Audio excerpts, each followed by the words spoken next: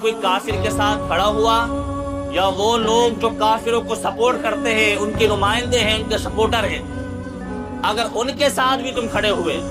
بھلے وہ تمہارے ماں باپ کیوں نہ ہو، تمہارے بھائی کیوں نہ ہو، تمہارے کنبے والے کیوں نہ ہو، تو کہا اگر تم ان کے ساتھ کھڑے ہو گئے تو اللہ تبارک و تعالیٰ کا عذاب تمہیں گھیر لے۔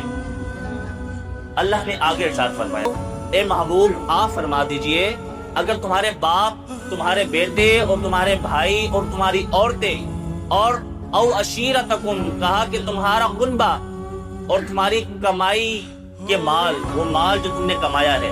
اور کہا کہ وہ سودا کہ جس کے نقصان کا تمہیں ڈر ہوتا ہے، یعنی تمہارا کاروبار کہ جس کے خسارے کا تمہیں ڈر ہوتا ہے، یہاں بھی بات ختم نہیں کی۔ پھر اللہ نے فرمایا اور تمہیں پسند آنے والے تمہارے مکان، وہ مکان جو تم شاندار تیار کرتے ہو، عالیشان تم اپنے گھروں کو بناتے ہو، کہا کہ وہ مکان جو تمہیں پسند ہے، اور کہا یہ چیزیں اللہ اور اس کے رسول اور اس کی راہ میں لڑنے سے زیادہ پیاری ہوں تو پھر کیا ہو؟ تو اللہ تبارک و تعالیٰ فرمانے لگا تو راستہ دیکھو یہاں تک کہ اللہ تبارک و تعالیٰ کا عذاب تم پر آئے۔ پھر اللہ تبارک و تعالیٰ نے فرمایا اور اللہ فاسقوں کو راہ نہیں دیتا۔ یہ ترجمہ آپ کے سامنے پیش کیا نا، اس کو آگے لیتے ہوئے چلتے۔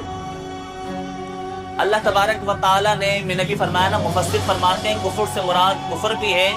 اور کفر کو سپورٹ کرنے والے لوگ بھی مراد ہیں۔